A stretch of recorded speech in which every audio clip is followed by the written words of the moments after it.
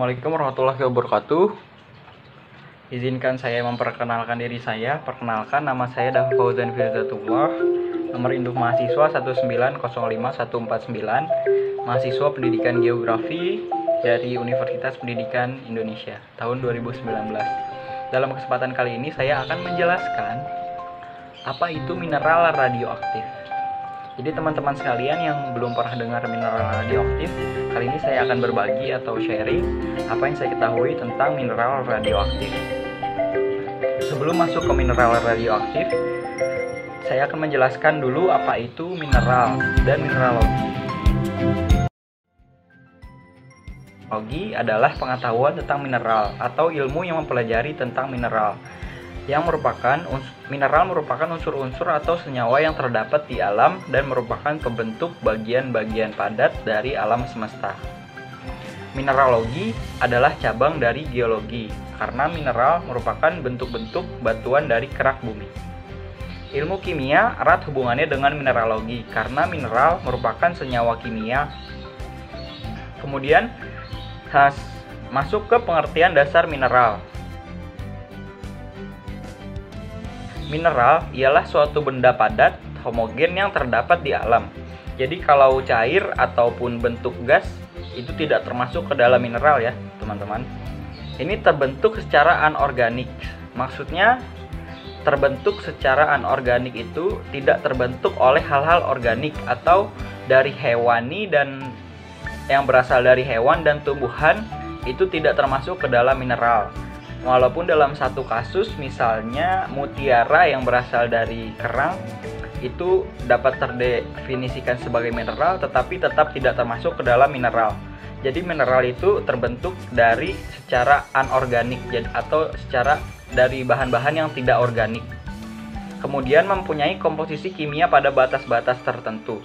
Maksudnya di dalam suatu susunan mineral memiliki komposisi kimia atau komposisi senyawa dari unsur-unsur kimia yang terbentuk di dalam satu unsur mineral. Kemudian mempunyai atom-atom yang tersusun secara teratur. Itu yang disebut mineral. Kemudian masuk ke klasifikasi mineral. Klasifikasi mineral dilakukan berdasarkan senyawa kimia yang paling utama yang membentuk mineral tersebut. Kemudian didasari oleh sifat fisik dan kimiawi mineral tersebut. Dalam kesempatan kali ini saya akan menjelaskan mineral radioaktif. Berasal dari mineral yang definisinya telah dijelaskan sebelumnya. Kemudian karena zat radioaktif yang banyak ditemukan pada mineral tersebut, maka disebut mineral radioaktif. Jadi mineral radioaktif merupakan suatu unsur yang memiliki atom yang tidak stabil. Maksudnya karena zat radioaktif itu tersendiri memiliki inti atom yang tidak stabil, sehingga membuat inti atom radioaktif meluruh menjadi atom lain yang intinya lebih stabil dan senantiasa memancarkan radiasi secara spontan. Contoh zat radioaktif adalah uranium. Berdasarkan peraturan mengenai penggolongan bahan galian pada Undang-Undang Nomor 4 Tahun 2019, dijelaskan pada Peraturan Pemerintah Republik Indonesia Nomor 23 Tahun 2010 tentang pelaksanaan kegiatan usaha pertambangan mineral dan batu bara di Pasal 2 Ayat 2, pertambangan mineral dan batu bara sebagaimana dimaksud dikelompokkan ke dalam 5 golongan. Nah, golongan yang pertama ini termasuk mineral radioaktif, menjadi kelompok pertama dalam komoditas galian yang meliputi radium, thorium, uranium, dan monasit dan bahan galian radioaktif lainnya. Maka dari itu saya akan menjelaskan mengenai 4 galian mineral radioaktif yang disebutkan pada peraturan pemerintah tersebut yang telah disebutkan sebelumnya, yaitu radium, thorium, uranium, dan monasit. Yang pertama, radium. Radium ditemukan pada tahun 1898 di Paris oleh Marie Curie dan suaminya Pierre pada biji uranium. Jadi ditemukan pada biji uranium. Uranium berwarna putih bersih tetapi akan teroksidasi jika terekspos pada udara dan berubah menjadi hitam. Radium mempunyai tingkat radioaktivitas yang tinggi, isotopnya paling stabil, mempunyai waruh faktus 1602 tahun dan kemudian berubah menjadi gas radon. Untuk gambarnya bisa dilihat di sebelah sini ya, teman-teman. Kemudian untuk radium ini mirip sekali dengan logam alkali tanah lainnya, bereaksi sangat kuat dengan air untuk membentuk gas hidrogen dan radium hidroksida. Untuk kegunaannya, radium ini bisa digunakan dalam produksi cat bercahaya. Jadi kalau teman-teman lihat cat yang bercahaya, itu bisa jadi menggunakan radium. Kemudian radium klorida digunakan secara medis untuk menghasilkan gas radon untuk pengobatan kanker, pengobatan yang lebih aman sekarang udah tersedia walaupun ya. Untuk contohnya, contoh dari penggunaan radium ini sebagai alat pengukur pesawat pada Perang Dunia II, itu mengandung radium agar bersinar dan memungkinkan untuk alat pengukur untuk dibaca dalam kegelapan. Itu gunanya radium ya. Kemudian yang kedua adalah thorium. Thorium merupakan unsur kimia dalam tabel periode memiliki staf nambang Th. Logam ini berwarna keperakan dan bernoda hitam saat terkena udara, membentuk thorium dioksida. Logam ini cukup keras, mudah dibentuk, dan memiliki titik lebur yang tinggi. Thorium adalah aktinida elektropositif yang sifat kimianya didominasi oleh keadaan oksidasi +4. Unsur ini cukup reaktif dan bisa menyala di udara saat terbagi halus. Untuk gambarnya bisa dilihat di sini ya teman-teman. Thorium ditemukan pada tahun 1828 oleh ahli mineral amatir Norwegia Morten der Esmark dan diidentifikasi oleh ahli kimia Swedia Jos Jacob Berzelius yang dinamainya dari Thor atau dewa petir Nordik. Kegunaan pertamanya dikembangkan pada akhir abad 19. Radioaktivitas thorium diketahui secara semasa awal dekade abad 20. Pada dekade kedua ini, thorium telah digantikan kegunaan di berbagai situasi karena muncul kekhawatiran mengenai sifat radioaktifnya.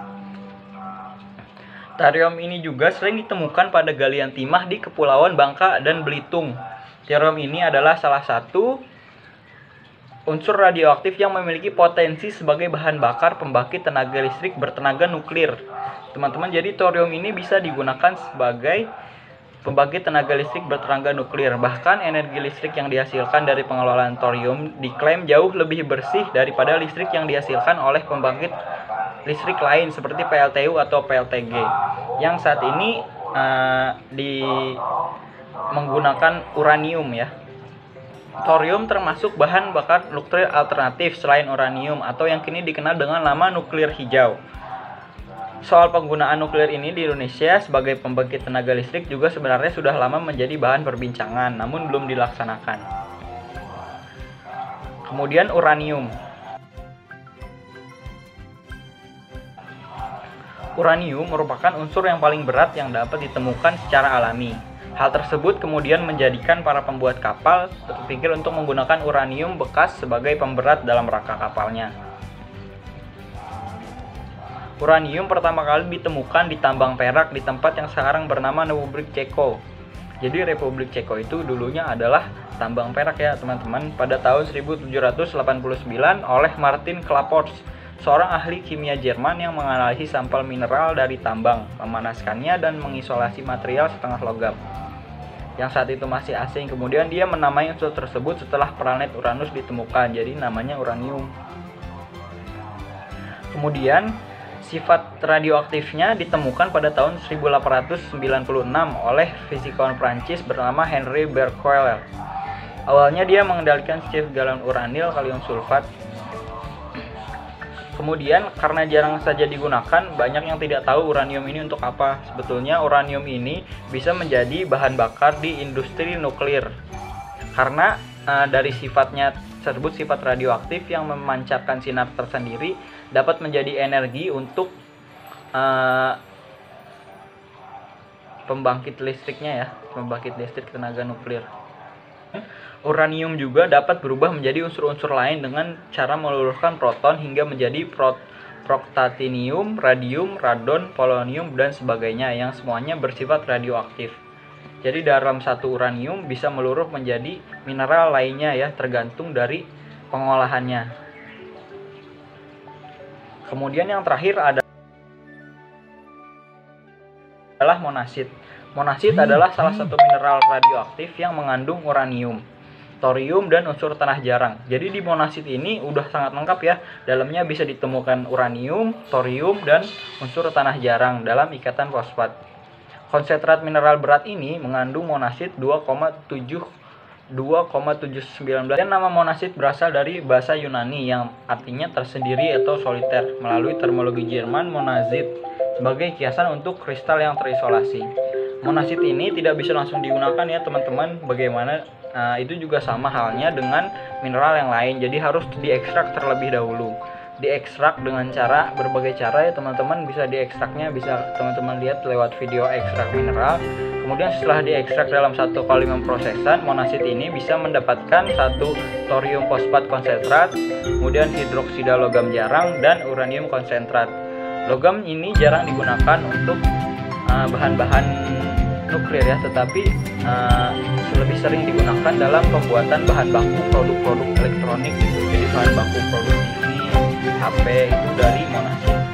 Mungkin sekian dari sharing saya teman-teman. Mohon maaf apabila kurang berkenan dan videonya